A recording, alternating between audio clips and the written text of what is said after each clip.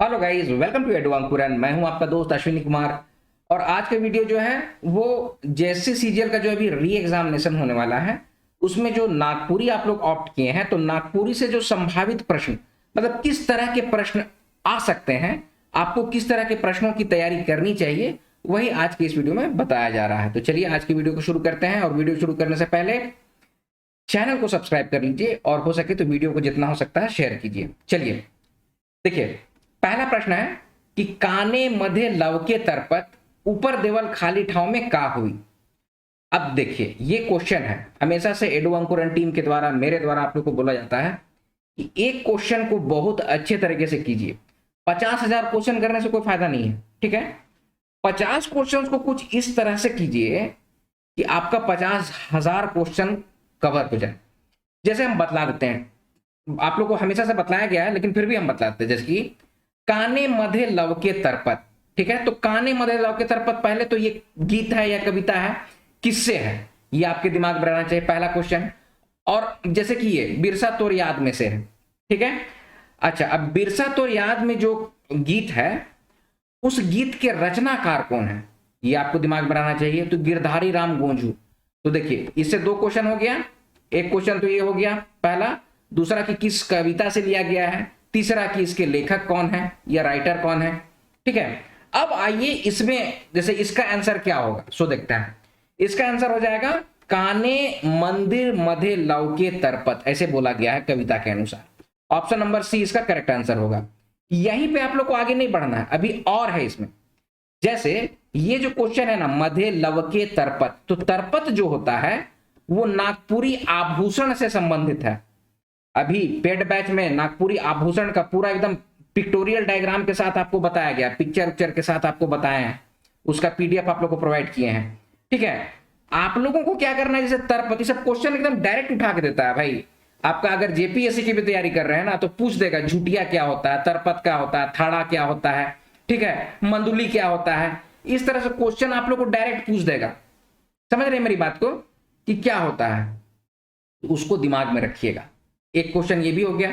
तीसरा meaning, meaning क्या, लवके, लवके का मतलब क्या होता है, तो लवकना या लवकना का मतलब होता है चमकना, ठीक है।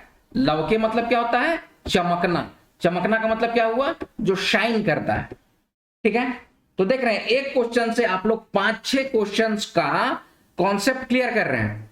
देखिए, आप लोग को हमेशा से बोला जाता है कि आप लोग अभी आप लोग का 10 दिन बचा हुआ है, तो अब क्या करना है, जो लोग नहीं ज्वाइन किए एडू अंकुरन को, जो नहीं ज्वाइन कर पाए हैं, टेस्ट सीरीज ज्वाइन कर सकते हैं आप लोग। टेस्ट सीरीज के बावजूद भी आप लोग को अगर नहीं, वो कहे कि बहुत सारे लोग बोल रहे हैं सर टेस्ट तो दे रहे हैं, इंप्रूवमेंट नहीं हो पा रहा है, ठीक है, कुछ कुछ एक फिक्स्ड नंबर पे हम लोग लटक जा रहे हैं।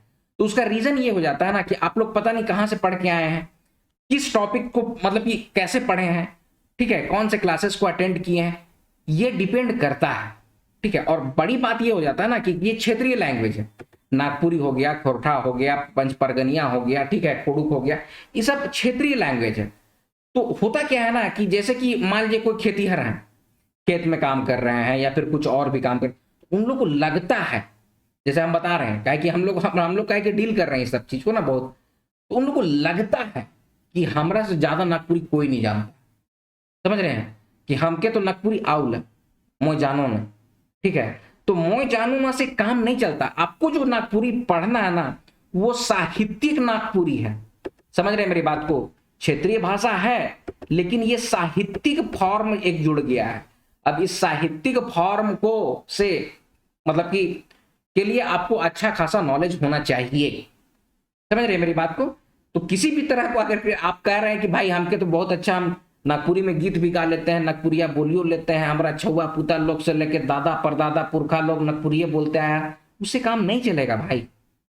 आपको ना कंटेम्प्रेरी लैंग्वेजेस में नागपुरी कहाँ स्टैंड करता है, आप लोग समझ रहे हैं मैं क्या बोल रहा हूँ। कंटेम्प्रेरी, कंटेम्प्रेरी का मतलब कि अभी के समय में आसपास, नागपुरी के आसपास कौन सा लैंग्वेज स्टैंड करता है, ठीक है। जैसे हिंदी है, संस्कृत है, इंग्लिश है, नागपुरी है, खोरठा है, तो ये सबका नॉलेज आपको होना चाहिए, ठीक है। अच्छा, हम ये इतना आप लोग को क्यों बोल रहे हैं, क्योंकि बहुत सारे आप लोग कोचिंग वाले टीचर लोग जुड़े हुए हैं और कल जाके देखिए, हम लोग का है कि रेगुलर नहीं रहेंगे, आज वीडियो बना रहे हैं हम, हो सकता है कल नहीं रह पाएंगे यहाँ पर, हम नहीं दे पाएंगे वीडियो आप लोग।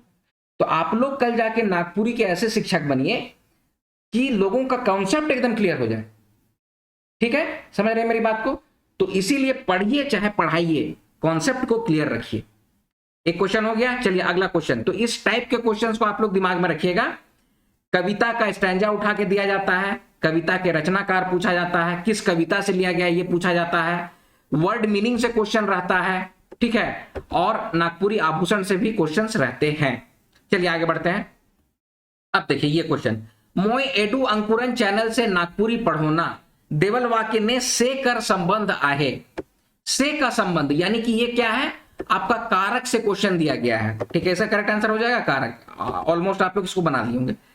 कारक के साथ साथ कारक हो गया, अव्यय हो गया, समझ रहे हैं मेरी बात को, संज्ञा, सर्वनाम, वर्ड, उपसर्ग, प्रत्यय, इस तरह के जितने भी क्वेश्चंस हैं उसको बढ़िया से सॉल्व कीजिए। और उसका बेस्ट वे क्या होता है कि आप लोग प्रैक्टिस सेट ज्यादा से ज्यादा अभी के समय सॉल्व कीजिए। टेस्ट सीरीज और प्रैक्टिस सेट, इसको ज्यादा से ज्यादा सॉल्व कीजिए। जहां भी डाउट होता है नोट्स में जाइए, नोट्स में डाउट होता है फिर वीडियो में जाइए। तो इस तरह से रिवर्स स्टडी कीजिएगा, आपका कॉन्सेप्ट क्लियर रहेगा। आई होप आप लोग समझे होंगे। ठीक है, आगे बढ़ रहे हैं अब हम। 12 मासा में कैठो गीत कर वर्णन मिलेला। देखिए आप लोग को जो हम प्रैक्टिस सेट जैसे कि अभी दे रहे हैं, या ये वीडियो जो आपको इस तरह का मिलता है, उसमें आप लोग को हम क्वेश्चन नहीं बताते हैं, हम लोग बताते हैं कि इस टाइप के क्वेश्चंस को सॉल्व करो, इसी से इस तरह के क्वेश्चंस पूछे जाएंगे। ठीक है, तो ये सोच नहीं रखना है कि सिलेबस में नहीं है, सिलेबस में है, वो सिलेबस में छिपा हुआ है वो क्वेश्चन। अब आपको पूरा अगर सिलेबस को तोड़ के अगर दिया जाएगा तो लोक साहित्य और लोकगीत दिया हुआ है, तो उसमें बहुत सारा चीज आ जाता है, तो उसको आपको तैयारी करनी होगी। 12 मासा में कैठो गीत कर वर्णन मिलेला, तो 12 मासा में 6 गीत का वर्णन मिलता है, जो कि हम आपको पेड क्लास में एकदम बहुत अच्छे से समझाए हैं। ठीक है, नहीं भी है तो पीडीएफ है। अच्छा, अनाउंसमेंट भी कर दें, एडू अंकुरन की टीम के माध्यम से पेड बैच, टेस्ट सीरीज और आपको नोट्स प्रोवाइड कराया जाता है, कराया जा रहा है। पहले नहीं कराया जाता था नोट्स अवेलेबल, वो अलग बात थी। अभी के समय नोट्स हम लोग प्रोवाइड कर रहे हैं, तो आप लोग जिनको भी नोट्स चाहिए होगा, टेस्ट सीरीज चाहिए होगा, वो हमारी टीम के माध्यम से आपको मिल जाएगा। व्हाट्सएप नंबर आज के वीडियो के डिस्क्रिप्शन बॉक्स में है, उसको आप लोग मतलब चेक करके आप लोग कांटेक्ट कर सकते हैं और जानकारी ले सकते हैं। आगे बढ़ जाएं, चलिए। अच्छा, आप लोग को ना लोकगीत का आप, अच्छा ये जो वीडियो रहता है वो सबके लिए रहता है, तो पेड बैच वाले जितने भी हैं आप लोग को भी एक लोकगीत का एक एक्स्ट्रा हम लोग पीडीएफ प्रोवाइड किए हैं अभी। ठीक है, और एक प्लेलिस्ट आप लोग को लोकगीत का दिया गया है, जिसमें अंगनई है, डमकच है, झूमर है, लहसुआ है, लुजरी है, वो सब हम लोग आप लोग को प्रोवाइड किए हैं। तो आप लोग को अगर नहीं मिला होगा तो आप लोग कांटेक्ट कीजिएगा। ठीक है, चलिए आगे बढ़ रहे हैं। और ये सिर्फ पेड बैच वालों के लिए, हम फिर से बोल दे रहे हैं, पेड बैच वालों के लिए है। चलिए, नाके सुनाक, देखिए फिर से अगेन सेम क्वेश्चन, नाके सुनाक छुची। अच्छा, इसमें हम नहीं बताया था क्या, एक मिनट।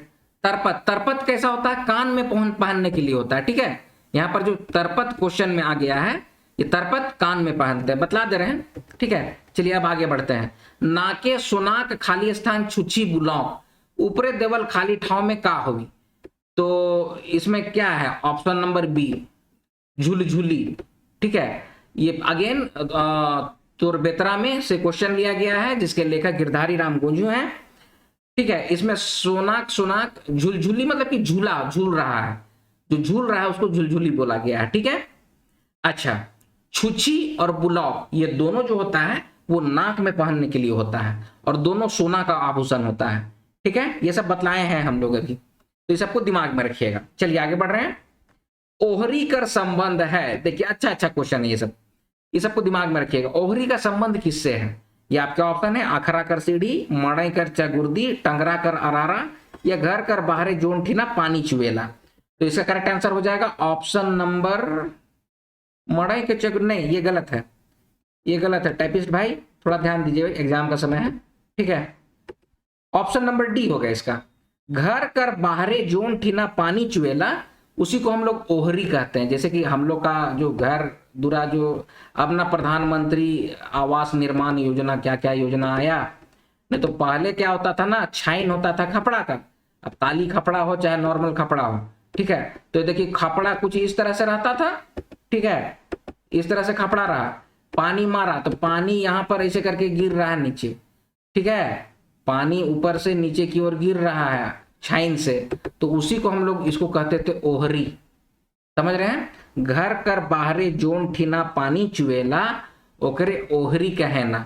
तो ये अनेक शब्दों से एक शब्द भी बन सकता है। देखिए समझिए, आपको दे देगा घर कर बाहरे जोन ठीना पानी चुएला कहल जाएला, ऐसे करके क्वेश्चन आ जाएगा। तो इसका करेक्ट आंसर आप लोग क्या लिख दीजिएगा? इसका करेक्ट आंसर हो जाएगा ओहरी, ठीक है। जो खेत ने अति क्या कहते हैं, धान मिसल जाएला, तो उसको क्या कहते हैं? खरिहान।